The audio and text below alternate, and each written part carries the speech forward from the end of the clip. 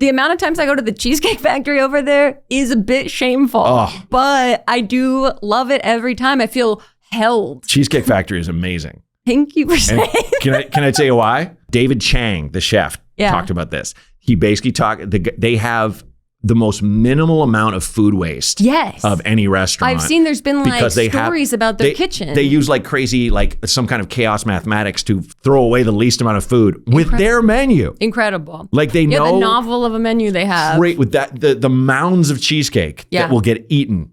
Yeah, they have amazing Bonkers. Cheesecake. Look. And a great happy hour, I hear. Yeah, they do. They have Skinnylicious drinks too. Something fun for the whole family. The whole Skinnylicious menu I'm a fan of. Cheesecake Factory, fucking sponsor me, man. God, let's do it. That's the goal. That's how you know you've arrived. Let's do it. I'm just next one a full tattoo across my head. They gave me $50. Welcome to Tank Top Talks with Matt Braunger. I'm your host, Matt Braunger. All shows coming up are at mattbraunger.com. Tank tops are ridiculous, but they feel good. And the reason why they feel good is because they are ridiculous. Grace Helbig, let's talk about your tank. Yeah. Thank you so much for asking. Sure. My tank top features feminist icon Jackie of the Big Bear Eagles, Jackie and Shadow. Okay. I'm not sure if you're familiar with the Big Bear Eagle Cam. No. It's a live stream that is free. Friends of Big Bear Valley is a nonprofit that films the Eagles every year as they try to create life, basically. Okay. They had 2 babies this year. Wow. They had 2 babies last year. They lost a bunch of eggs in the beginning of this year. It's a 24-hour stream that you can watch. It's like so beautiful and so picturesque. And you watch these eagles lay eggs, try to keep them alive. Sometimes they hatch, sometimes they don't. And a lot of like educators stream in their classrooms to teach kids. And I got really into it 2 years ago. It was just like a hope-filled thing to witness on the computer when there's not a lot of that on the computer. And then I went and I bought all their merch that was available. It took months to get here. Wow. And the only size they had available in that's big on you. Yeah, don't mess with Jackie, obviously. Was an extra large, and I went for it. And Great. So fully support. I think their habitat is in a little trouble of like developers might be like seizing the area. So the kids in a school nearby are doing a lot of like fundraising to save the Eagles. And so it's just, I'm a big fan of Jackie and Shadow. Their love story is really romantic. That's cool. Yeah. Jackie and Shadow. Yeah, I mean, I love Big Bear.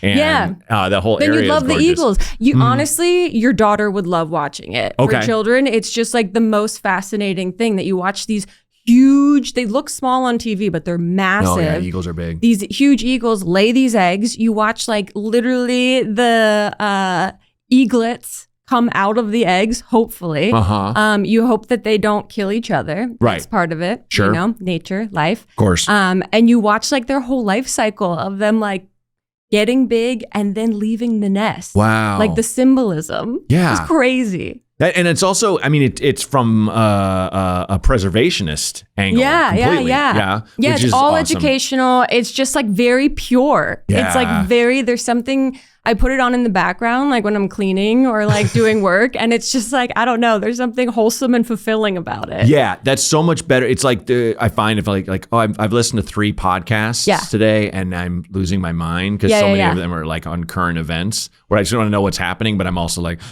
spiraling so bad. It's like, then you put on like some music and you go, oh wait, this feels so much better. Like that feels like music to me. Exactly. You know? Yeah. I mean, I'm oscillating between it and Love Island. So it's like, I'm still getting a full ride. But that's great. Yeah. It's about balance. Great. I mean, you got to have some of those trans fats. Yes. You got to have a little bit where it's like, you got to have that thing. Like, look, the pizza. Do you watch reality TV? Yes. This is so bougie of me, but diehard Top Chef watcher. Yeah, you know, which you are watching talented people get put through a horrendous grinder that no one could survive. Yes, absolutely. So it's its own Squid Game in a way, you know. But my wife doesn't watch Love Island, but I really got into Vanderpump Rules back in the day because I remember the fun, alcoholic, drug-using incestuousness of working in a restaurant or a bar. I remember that. It was a big part of my 20s. Yes. My girlfriend worked with me at the time, so I remember all the things. Yeah. And I I do like Below Deck because it's like the same kind of vibe where you're working for people that could buy and sell you, but you're also just like, well, we have more fun down in the Irish level of the boat, so to speak. Yeah, the upstairs, downstairs. Yes, 100%. Downton Abbey or whatever That's it. I'm not familiar, but I know it's in reference to that, I guess. Right. And Downton Abbey would be nothing without this. It's all about the staff. Yeah. It's not about the people that own the house. Yes. Yeah. So, so you watch Love Island. What else do you watch? Oh, this is my first year watching Love Island. Okay. So I'm brand new to it. And can I curse? Yes, go nuts. It's fuckery. It is chaos. Yes. It is psychological warfare constantly. I don't see how these people come out the other side better for their experience. Right. It is constant chaos. They are making out. It's softcore porn constantly. Oh, yeah, sure. So, like, I've learned that I'm very much a prude in watching this show. I'm constantly like, I shouldn't be seeing this,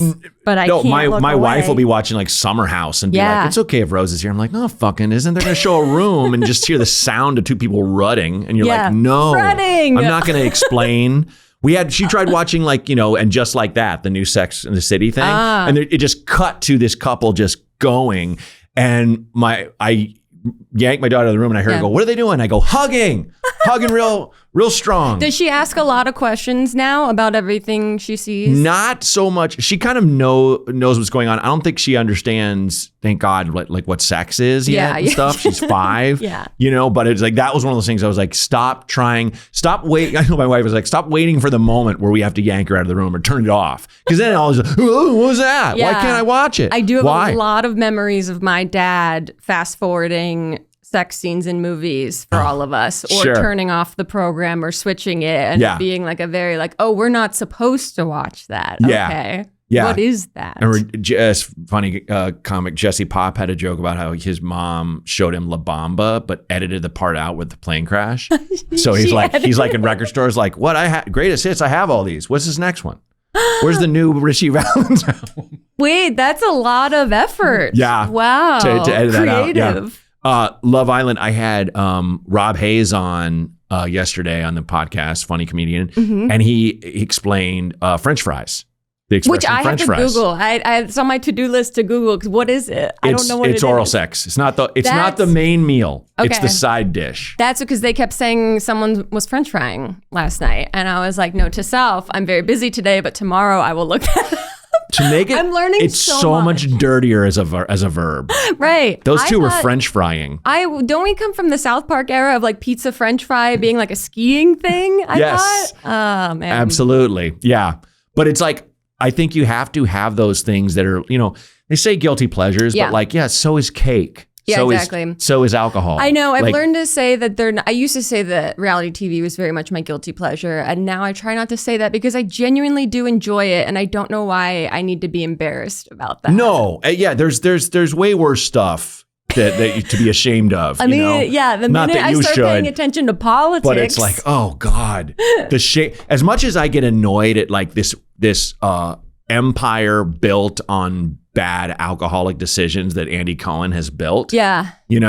Where it's like, he's not a pedophile. Not a pedophile. Yeah. These are adults. These are consenting adults. Yeah. I mean, I've talked about it on the show. I used to be like, I used to be a PA for this reality studio that did like The Mole and Joe Schmo and stuff. And like, I found out about this company that never used this guy, I don't think, but those places like Girls Gone Wild and stuff where they had guys who, if you like threw up on yourself and they got you on camera, they'd show up with a release form and be like, no one's going to tell you this. This is how George Clooney got started. No. Yeah, no, he puked on himself. Swear to God, hand to God. They would just say anything to get you to sign whatever this guy would say. Yeah. It was just like these 3 or 4 absolutely shameless individuals that would do anything for money. Those guys to me are better than half the people in office right now. I know, it's true. Where it's just like, it's insane. What's your media diet? Are you like on your phone scrolling all day? Or, you're a father and you have other responsibilities. But I do. I sneak scroll. Yeah. For sure. Are you on Threads? Are you on Twitter? I'm sorry. Twitter. No, Are you Twitter. On Instagram? Instagram way too much. Yeah. But I follow a lot of people whose opinions I align with. Sure. But I try to follow more people that are informed informing me angles I didn't know about, and like what's happened with boots on the ground. Of course, that's devastatingly depressing right now. But also very funny people. I love that guy who goes up to people in that little town square in Vienna and can speak any language. Oh, I haven't seen that. He's incredible. He's a Japanese guy, but he can speak almost any language on the planet. Wow. And so he'll find someone who's from like a tiny village, like around Ghana, and talk to them. And the guy will be like, what? I haven't spoke my language in years. And it's really sweet. That's nice. But I listen to, left-leaning podcasts that are give me insight and have experts on, generally speaking. And I say left-leaning because I just feel like the mainstream is just bought and paid for right now. Yeah. I mean, how do you trust anything? Yeah, no. Everything feels so puppeteered in so many ways. Yeah. I really love how you express your opinions in really hilarious ways. So even when you're talking about something you're super angry about, it's funny. Thank you. So that's why I had to stop doing the talk to camera where I just would not rant, but a thing that just would, I'm angry. Now you should be angry. Yeah. I have to have a funny angle, I think. I feel very insecure about even putting my opinion out there because it is, I think, such a critical climate on online, as it should be in a lot of ways. I think everyone should be like consciously curious about the creators that they're consuming and like, why are they saying this? Yes. Where is this coming from? What is the point of this? And so I feel very new into like any type of political content or activist content. But the people that are really in it, I started following a lot more left-leaning activists, and they're really out there doing the Lord's work. Absolutely. My God, I feel like a piece of shit every time I post something that's like, let's talk about Love Island, guys. Yeah, but that's also... you gotta find the balance of it. You're not taking money from Love Island. You're not, doing advertising. I wish. But it's like, there's a thing for, it's a put down, like stay in your lane. Yeah. But I think there's something about getting good at your lane. Right. You're very good at your lane. True. You've been online a long time, and it's not, I don't see you, I never saw you as someone with that kind of desperate for fame thing about it. That's honestly the biggest compliment you could ever say. You have to understand, I am a stand-up comedian only child. You know what I mean? Wow. I've lived my whole life up my own ass in a lot of ways. So it's like anytime I'm like, I couldn't figure out the self-promotion thing really, but then you kind of turn and go, well, what am I looking for? What gets me into this stuff? What, so to speak, turns me on in terms of what I'm like locking into? And then I go, oh, I need to stop going, hey, will you guys give me this? And kind of go, here's my thing. Hope you dig it. Cause I do. Yeah. What I mean? And a lot of that is through therapy, and a lot of that is through, whatever. But it's when you reach that, because I feel like despite AI and everything, especially young people, they really have a sense of authenticity, a really good sense of like, wait, this guy seems like he's bullshitting. You know? I think there's like a intuitive knowing that happens, but there's also, it's really bizarre. It scrambles my brain a lot because I think we're all performing all the time. Of course. So even if we are saying we're being our authentic selves, there is some awareness of cameras. There's some awareness of lights, of being recorded in some capacity. Even just out on the street, anything that happens that's a little off, everyone grabs their cameras and starts recording. Yeah. So we have this like big brother, like daddy's always watching kind of awareness that I feel for younger generations is like, we at least had some awareness of a life without constant surveillance in that capacity and constant like performance of authenticity. Absolutely. And I'm like at a place where I'm really trying to figure that out. And I'm very curious about like authenticity online and what that even means anymore. And if that, because in the early days of YouTube and social media, that's all we preached was like, what separates us as social media, new media disruptors from the glossy, shiny Hollywood is that we're authentic, we're accessible, we're the everyday person that gets a chance to like share their passions and ideas with you. Right. And Hollywood has teams behind it. The celebrities are very inaccessible for various reasons. And now we've gotten so like everyone's famous. Yeah. Everyone's famous. Yeah, absolutely. So now you go, what actually is authenticity anymore? I don't know. And I wonder if I get very curious about the idea of like a return to offline or more like I see a lot of dialogue and discourse about people trying to get offline, trying to put their phone down, that it is an addiction. And I do think it's going to be like treated the way alcoholism and drug addiction. 100%. If it's not already. I am certainly like the 3 martini lunch dad right now in terms of the phone. Yeah. You know? Yeah. Where I'm which just is like funny and also like, yeesh. Yeah. And it's that thing where I know it, but I'm also like, oh, but it's that thing where I need to maybe have like a placard on my wall where like put it on the other side of the house. Right now. I'm walking into the bathroom holding it. Why? Yeah. What do I need it for in there? There was a time which I went in there, just me and God. Right.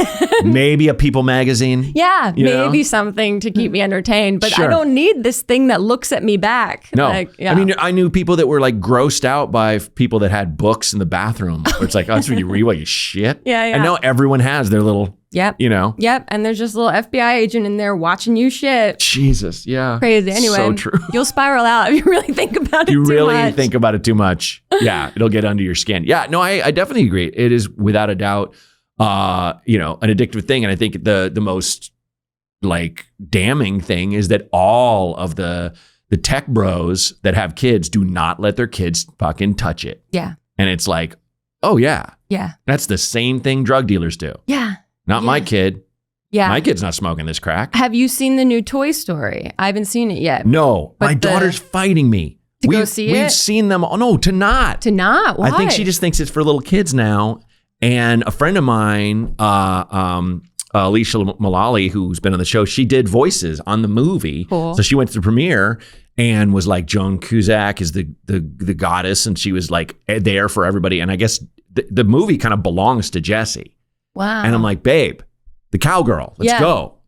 She's the fucking jam, right? And I've told her that and she's like, no. But it's just like, I don't know. I think she'll see it. Yeah. But it's that thing where she's at that age where maybe some kid she kind of likes was like, I don't see that. It's dumb. It's for kids. And she's like, oh, shit. Okay, maybe, you know. No. I hope not, but I don't know. Right. So I also don't want to be like, I'm not that parent. It's like, oh, shut up. We're going to see it. It's a time passer. Again, they're talking about technology that's what's awesome. Go around. I know. That's what's so curious. Yeah. That it's entered the zeitgeist that these conversations about technology being bad for children. And somebody was talking about how it's like, yeah, but that tablet does things tablets can't do. It like hacks the dad's phone. And I'm like, I don't give a shit.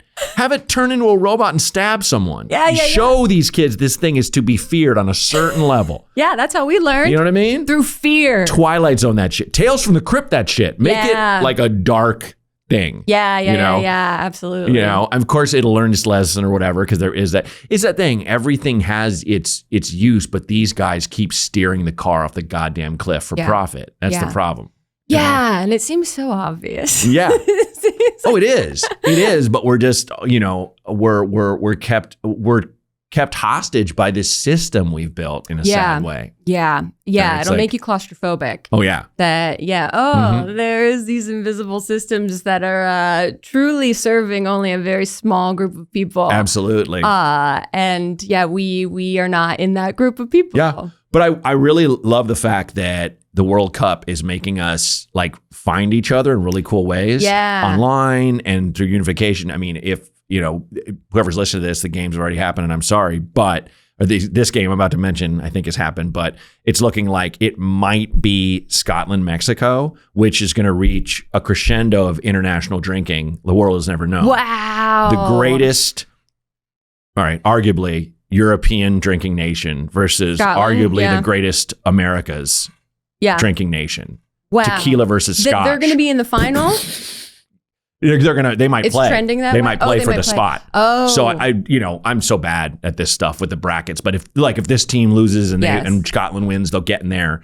And Scotland already, I think, has gone further than they've gone in forever. Yeah, so I don't necessarily, my brain equate Scotland with like a good soccer team. Well, and but I don't know shit. I'm so obsessed with how like the of course everything I'm saying is drinking, shows what I'm into, but for the Korea-Mexico match, the Mexicans brought bottles of tequila and the stadium was like, no, what are you doing? And so they passed it out and the Koreans were drinking with them and they passed it down the line. Wow. So everybody got fucked up on the way in.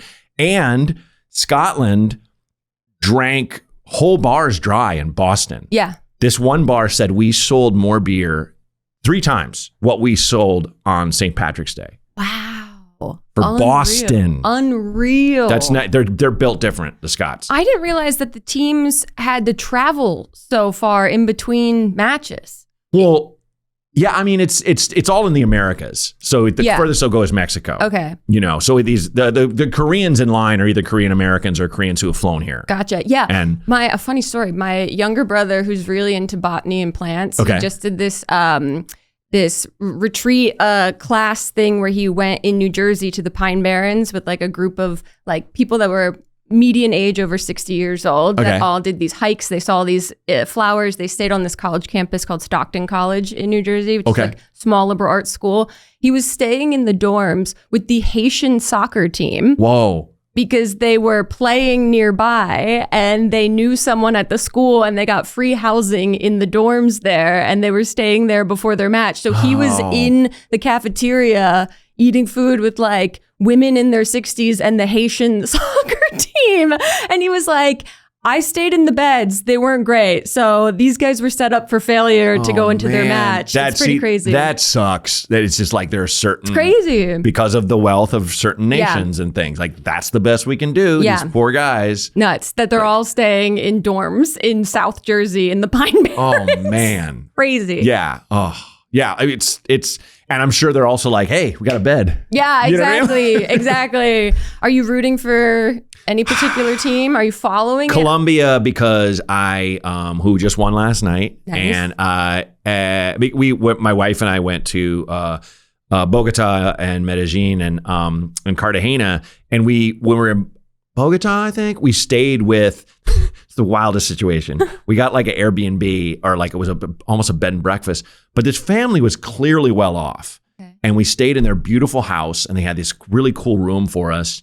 And they had this kitchen. All of it looked Instagram ready. Like everything here is gorgeous and appointed and like the kind of coffee shop that 20 somethings would flock to. That's what their kitchen looked like. Okay. Right? Everything's cream or like light brown, dust, desert browns, you know?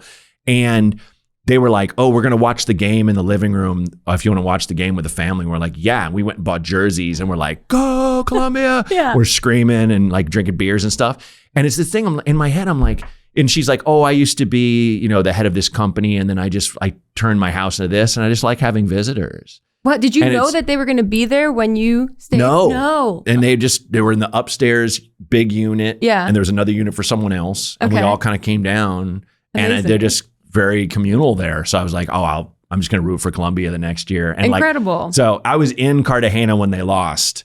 And I remember you could hear a pin drop and a guy just yelled, fuck, and just hit the table. And I'm like, we're all just like, oh man. And I'm like, I was kind of excited about partying in the Golden City, but oh well, you know. Wow. But yeah, so if there's any team, and like, you know, I'll definitely root for Mexico. I'll definitely root for Korea. I'll definitely root for, you know, who else? It's Scotland, just because, you know, they got in there. But it's just, I mean, I'm not a big soccer football fan, but it's just the pageantry to watch the audiences. I love jumping on a bandwagon. Oh yeah. I love rooting for underdogs. Mm-hmm. One of my favorite hobbies. Yeah. Yeah. I haven't been paying much attention. I barely got into the Knicks like game 4. Yeah. So we are way behind on the World Cup right now. Yeah, absolutely. And it's just, it's like watching superheroes where I'm just like, it's that thing where like, if they were like, run as much as these guys do for 15 straight minutes. Insane. I'd be like, you need to have a defibrillator like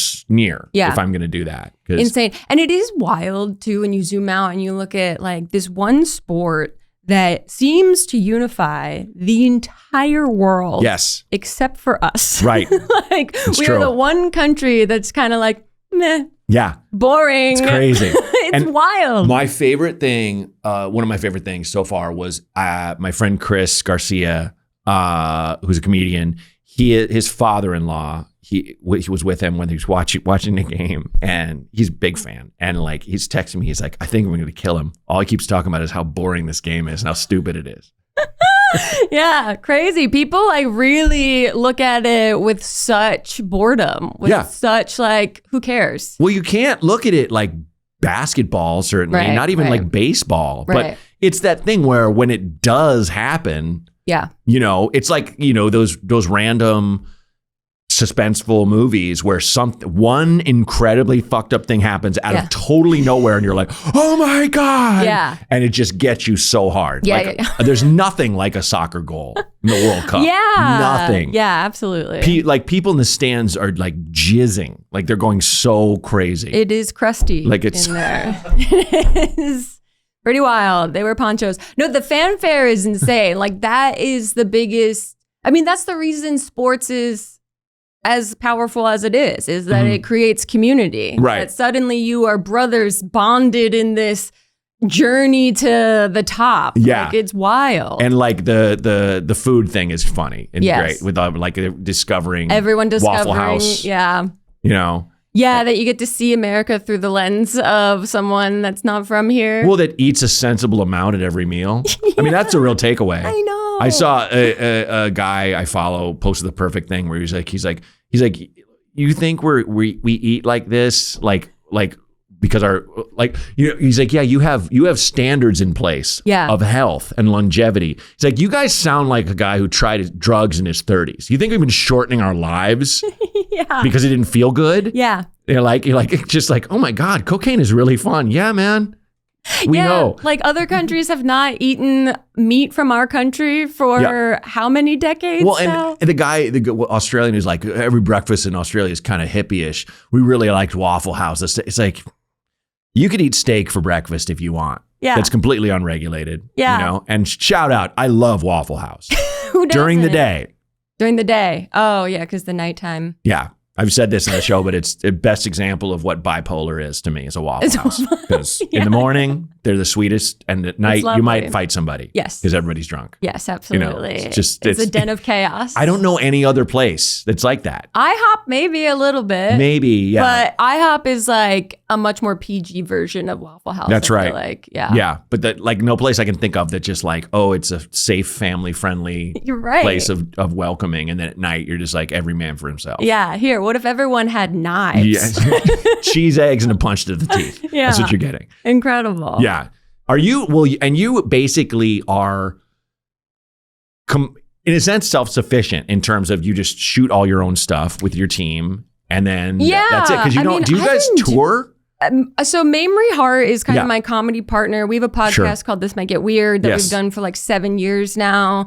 And, you know, we do really come from this old school style of, you know, early era YouTube content creator where like we did it all ourselves. That's right. So we do our podcast basically all ourselves. We have a friend, my college friend, that edits it for us every week. And that's about it. We keep it very lo-fi and very homemade.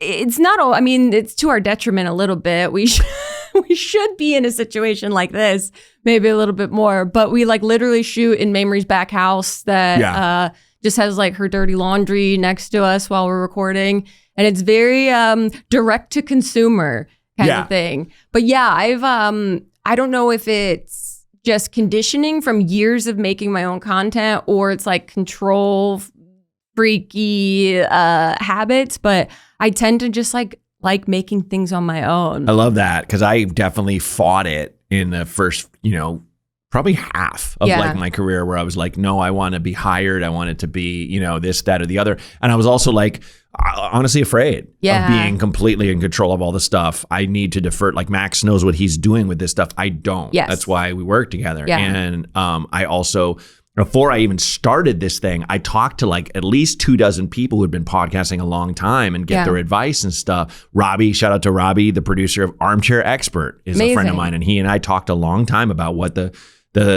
how to go about it and stuff like that. So it's like, even though this is a mindless podcast, that's what I want it to be. I want it to be something that just keeps people company and stuff and be like a little bit of a balm through these crazy times and stuff, you know? Yeah. I also knew to approach it from that angle. And also, I'm kind of realizing right now, like when I saw what you were doing initially, I was terrified because I'm like, I don't think I could ever do that.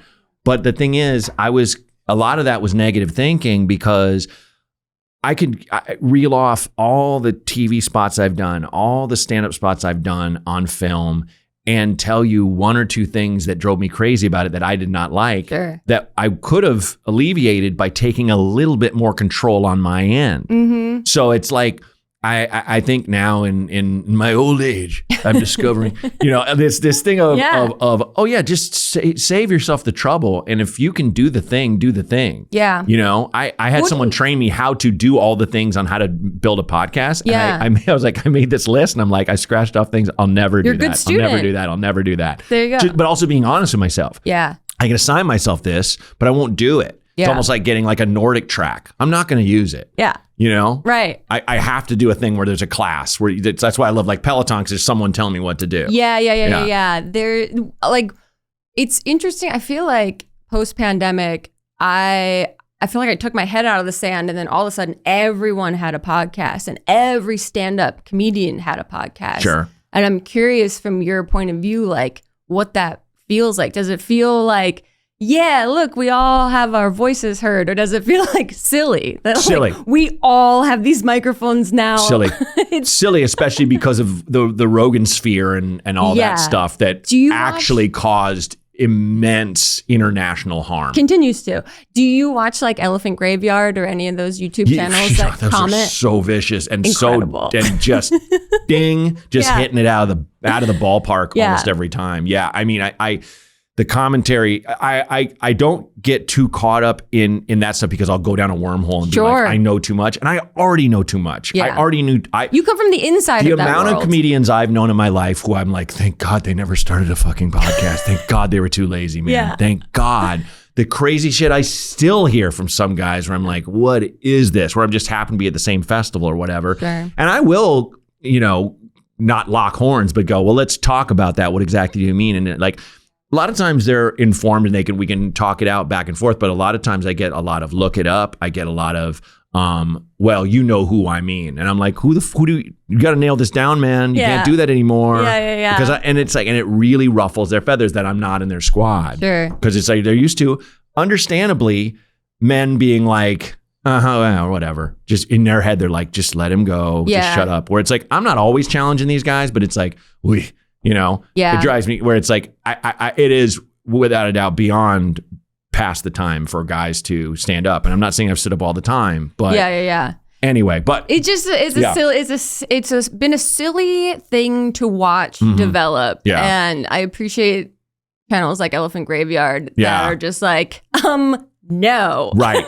How about that's wrong, and here's why you're wrong, and here's other reasons why you're wrong. Yes, and so succinct and so perfectly done. And entertaining. Like, wow. With reach that actually is engaging and effective. Exactly. Because, you could find any area, the obvious example is Austin, and you'll find people that are not down with that stuff at all. Yeah. Where I know...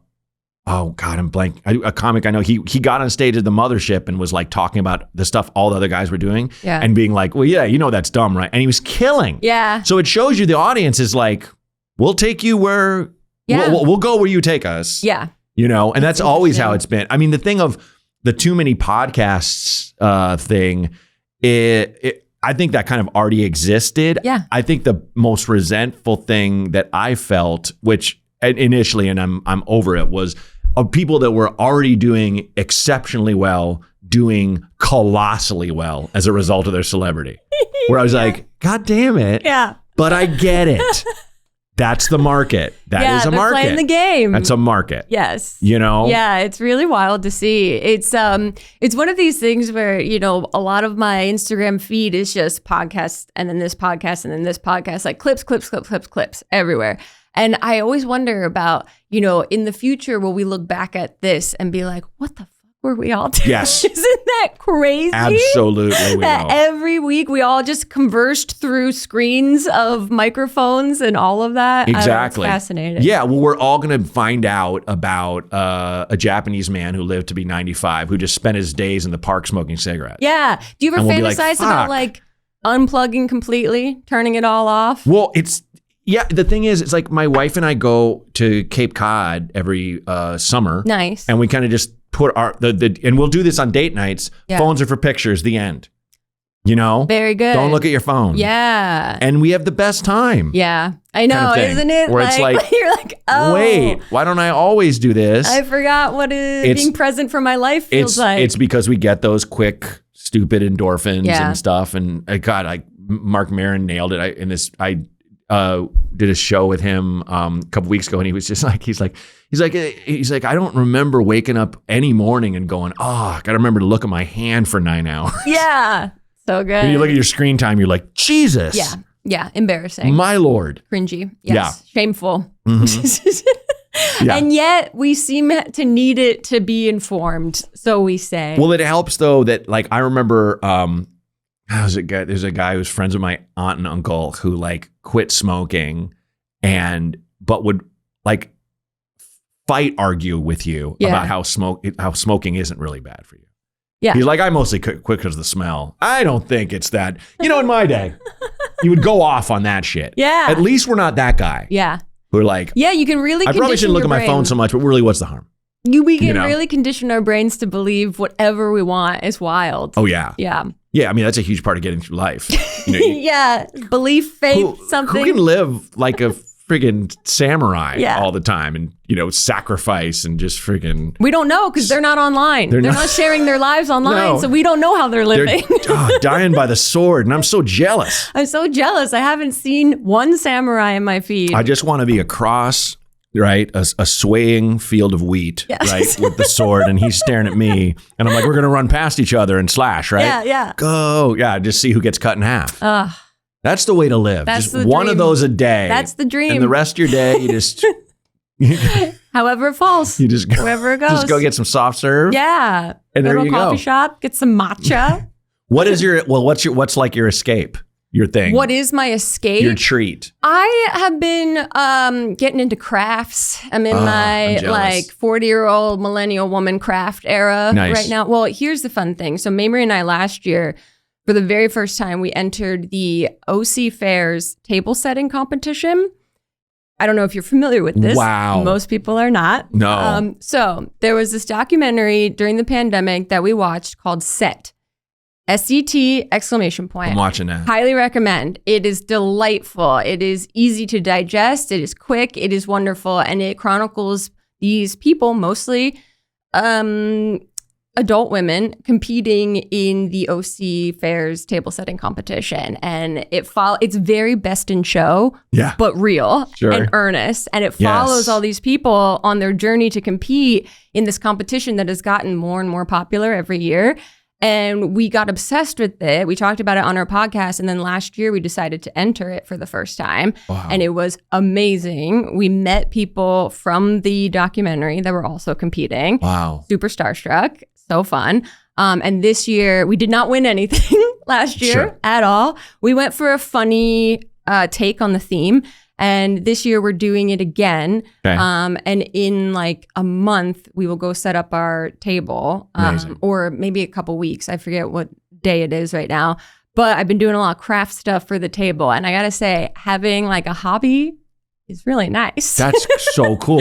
Yeah, it's honestly, there's something so pure and sweet and earnest about it. Yeah. That is so, and we still get to be like creative and stupid and silly, because basically the way it works is early in the year, they will release the themes for the table setting competition. And because it was so popular last year, they split it into 2 competitions because so many people have entered it. Wow. So we, kind of, cite ourselves as some of the tastemakers of the popularity. However, there were some other TikTokers that were there that chronicled the event and like went viral, and it was very funny and fun to see.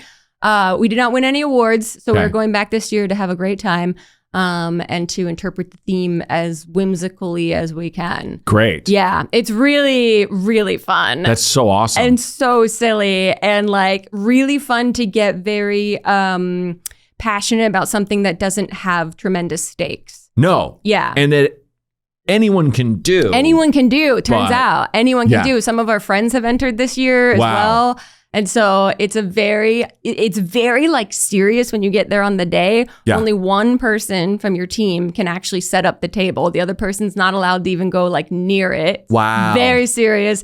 You're not allowed to like mess with other tables, obviously. Sure, you have a certain time limit as to how long you can set it up. Whoa. Last year, the people next to us were really struggling and they were like redoing their table 2 or 3 times over. Whoa. It was, drama. So you have your own whole table. Yes. So you can enter a rectangle table or a circular table. Wow. And then you choose the category that you want to enter. They put about like 4 or 5 different categories of themes like Route 66 and like Halloween.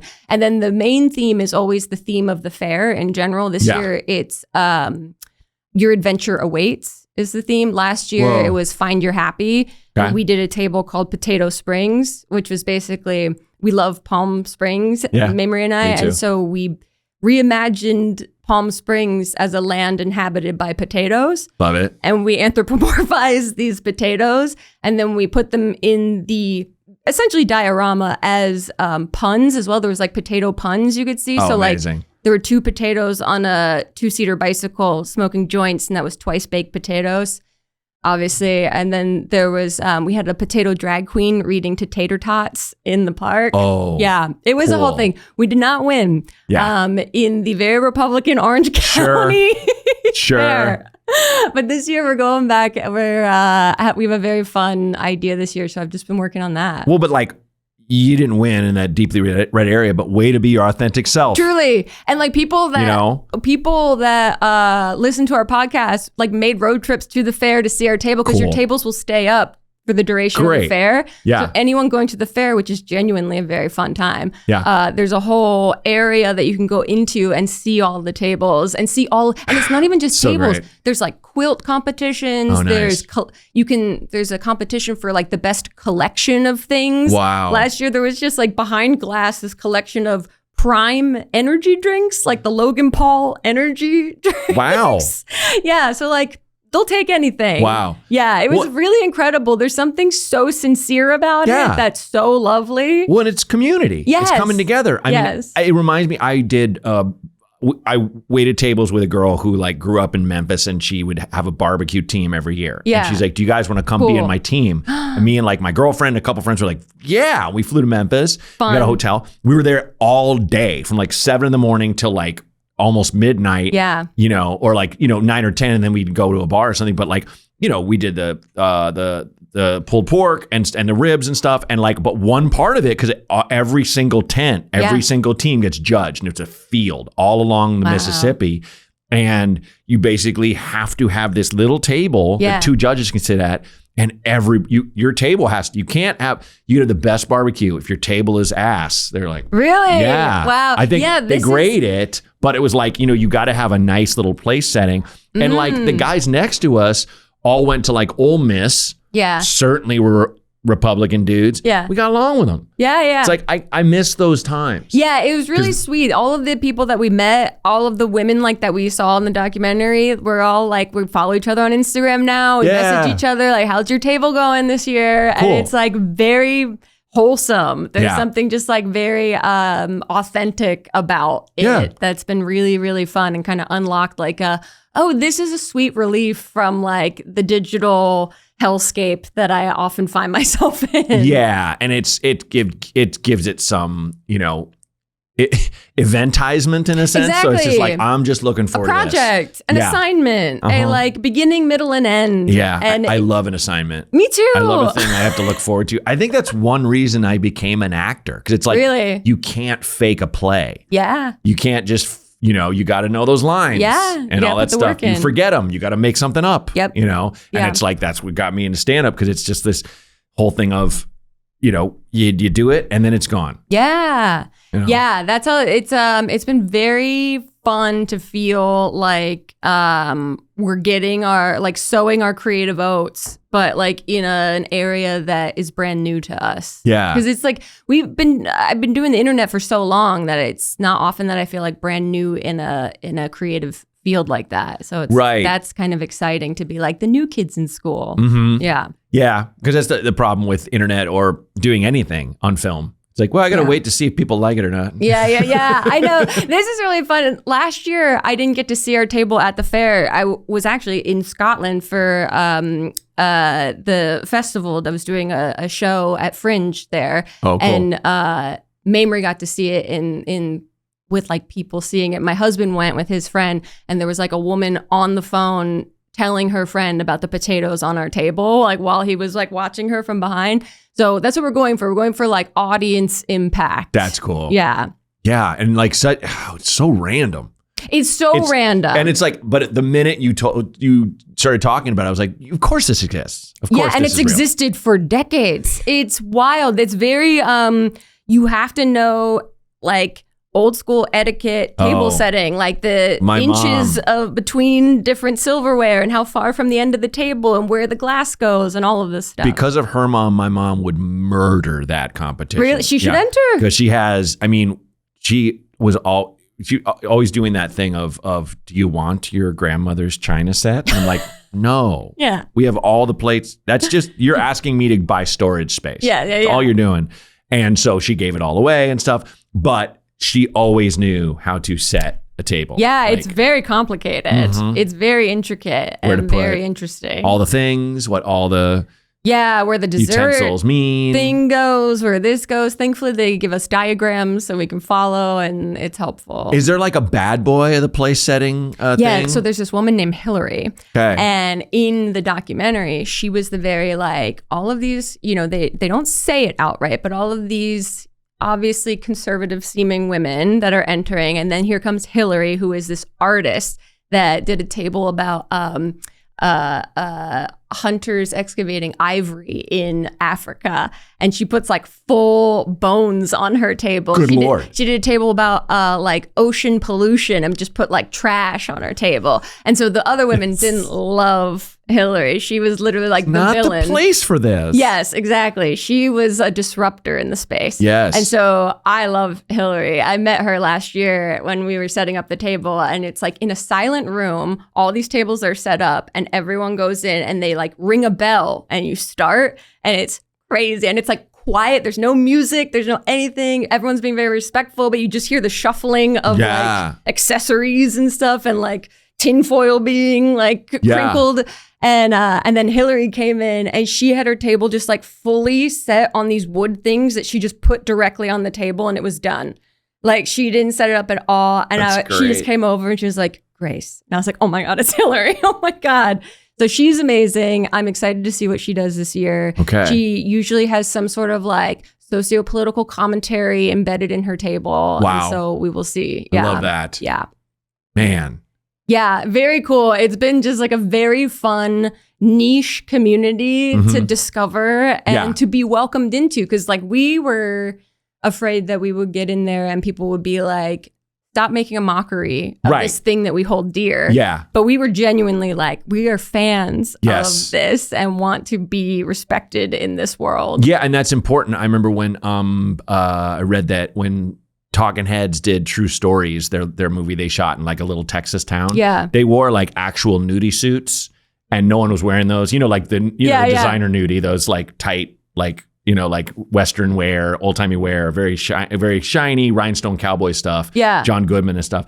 The townsfolk like loved it because they're like, oh, my dad used to wear those. They're like, because it's like they're authentic. They're not this, you know, art rock band or whatever, or punk rock, what do you want to call it, Talking Heads, but going like, oh, look at how stupid we look. They're like, we love these clothes. Yeah, honoring it. Yeah, exactly. Yeah, very cool. I think it's better to be in the place setting kind of community than on Peter Thiel's dialogue list. I would agree with that statement. I do enjoy being in one community versus the other. And I'm still like, this is how I know it's gotten crazy. My older brother, who is barely online, he texted me and my younger brother the other day, what do you guys think of this Peter Thiel dialogue list? And I was like, okay, it's reached my older brother. The amount of people this is on big deal. The widespread types on this damn thing. Crazy. Yeah. And it's also like just an indicator that there's so much we don't know. So I feel like we know maybe 1% of what is happening in the world. And I feel like, though, just to be a kind of crazy shithead optimist in a way, I just feel like these guys are bound to fail because they're such fucking dorks. You hope, right? I know. Listen, I'm not putting all my eggs in that basket. I know. I'm working toward what's good. Yeah. You know what I mean? Mm-hmm. But nobody likes Stephen Miller. Nobody likes JD Vance. Yeah. Nobody likes Peter Thiel. Yeah. They're unliked men. They're deeply unlikable for a reason. People. In no small part because they have no morals or ethics. Truly. But I did find it very funny. I was reading this article in The Guardian about the dialogue list, how Josh Brolin is on it. Oh, okay. And rank, they rank you if you have by A, B, C, D, like how high your level is. Yeah. And his level is pretty high because he played Thanos. Fucking nerds. That's why he's not actually Thanos. Yeah. And it's like, you fucking dorks. Yeah. They are such dorks, such losers, such soulless ghouls. And I laughed so hard at Brian Simpson has a joke out now from his new special about how Marvel movies, something like 60% of men watched like the first 15 Marvel movies or whatever. Yeah. And Infinity War was like the biggest. He's like, but if you just had Thanos do the snap like this, it'd go to like 20, 30. That's the level of insecurity. You could have him be regular Thanos the whole movie, but if he fucking did the gay snap. I was like, good. God, it's one of those bits I saw and I was like, that joke is so incredible. Yeah, it's maddening. It's so incredible. Yeah. Really good. But it's like the whole dialogue group would be like, hey. Yeah, they're just, right. That you're like, that seems gay. I know. And it makes me uncomfortable. It is, I think their biggest fear is like femininity in some way. But it's vague. It's so vaguized. It's so like you can't even, it's like woke. You can't even tell me what the fuck it means. Yeah, exactly. None of you can tell me what it means. Yeah, it's just talking points. They've just integrated these talking points to the point that they've just like burned them down to nothing. Where it's like, you don't know what you stand for anymore. And there might even be someone listening right now going, oh yeah, they really make you so mad. Yeah. Fucking dipshits ruining the world make me mad. Sorry. They annoy the shit out of me. They target marginalized communities that I really seek to support. Yes. So, and also annoying people annoy me.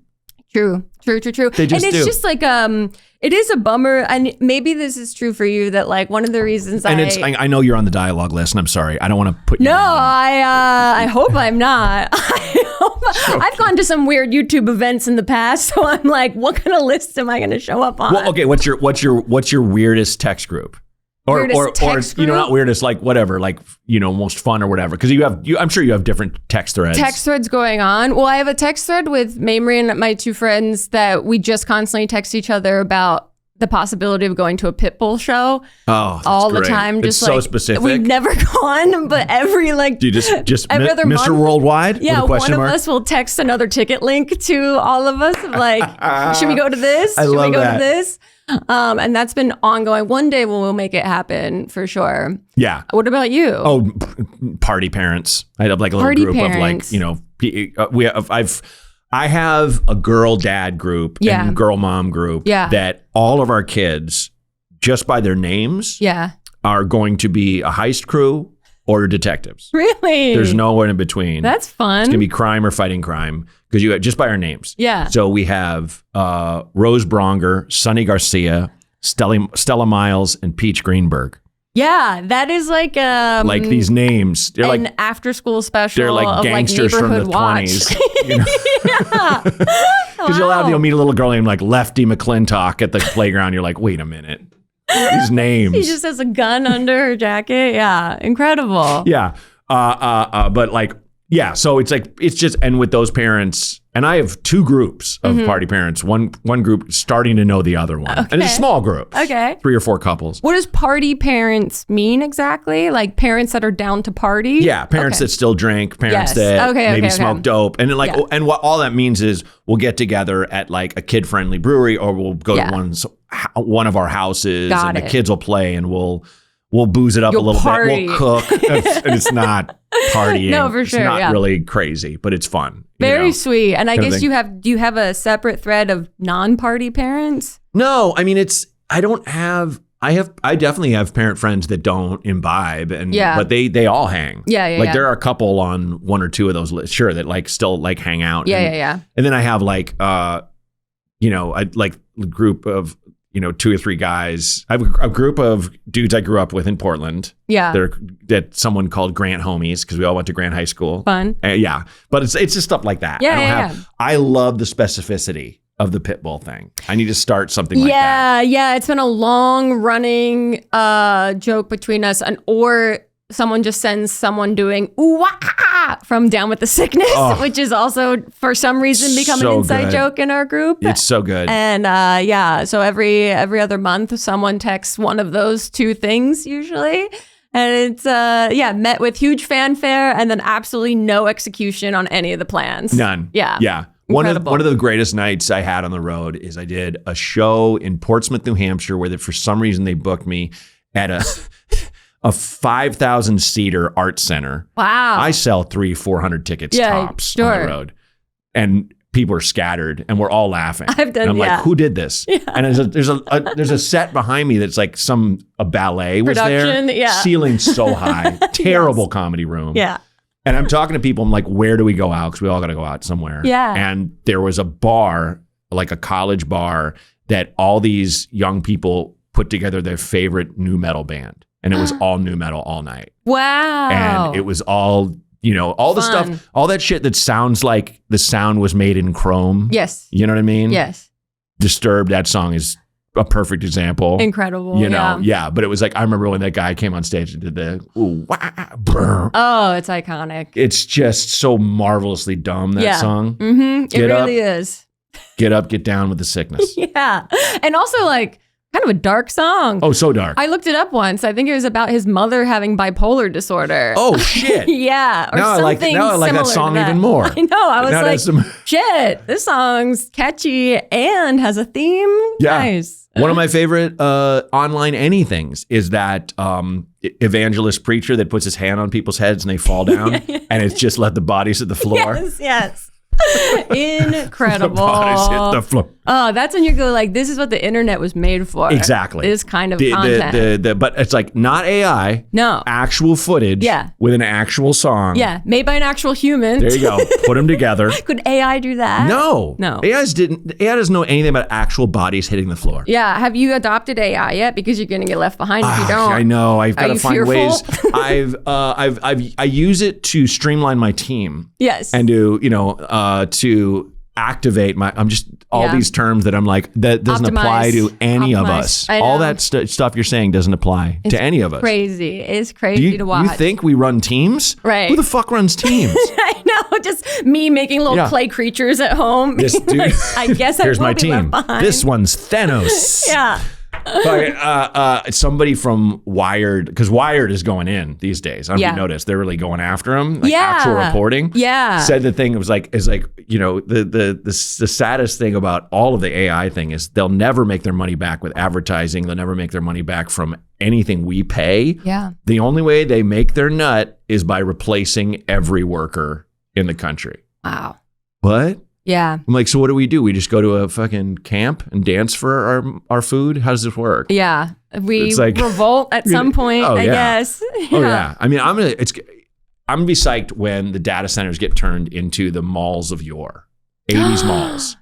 Think? That's what I'm gonna do with them. That would be amazing. Yeah. I do feel like mall culture is like desperate for a comeback. I'm gonna open like a TJ Maxx. But honestly, you can fuck on the beds. Don't steal my idea. Okay, well that's a little different than what I was considering. That's more of a Love Island. You just walk out. Oh, Grace, I took your idea. But I do feel like mall culture is something that like young people could crave. That's what we had before the phones. I know. Even when you go to the Galleria in Glendale, it's still fucking. It's hopping. Pumping. It's hopping. Sometimes I love just walking around there. God bless the Armenian Americans keeping it alive. Truly, it is a vibe. It is a place. It's very shiny. The amount of times I go to the Cheesecake Factory over there is a bit shameful, but I do love it every time. I feel held. Cheesecake Factory is amazing. Thank you for saying. Can I tell you why? Yeah, go ahead. They basically David Chang, the chef, talked about this. He basically they have the most minimal amount of food waste Yes. of any restaurant. I've seen there's been like stories about their kitchen. They use like crazy, like some kind of chaos mathematics to figure out how to throw away the least amount of food with their menu. Incredible. Like they know the novel of a menu they have. Great with that, the mounds of cheesecake that will get eaten. Yeah, they have amazing Bonkers. cheesecake. Look. And a great happy hour, I hear. Yeah, they do. They have Skinnylicious drinks too. Something fun for the whole family. The whole Skinnylicious menu I'm a fan of. Cheesecake Factory, fucking sponsor me, man. God, let's do it. That's the goal. That's how you know you've arrived. Let's do it. I'm doing next one a full tattoo across my head. They gave me $50. We're at an end, sadly. Sad. This is so great. I'm so glad to have you on. Thank you for having me. Love to catch up. Love to chat. Absolutely. Is there anything you want to plug before we go? Sure. You guys can listen to myself and Mamrie Hart.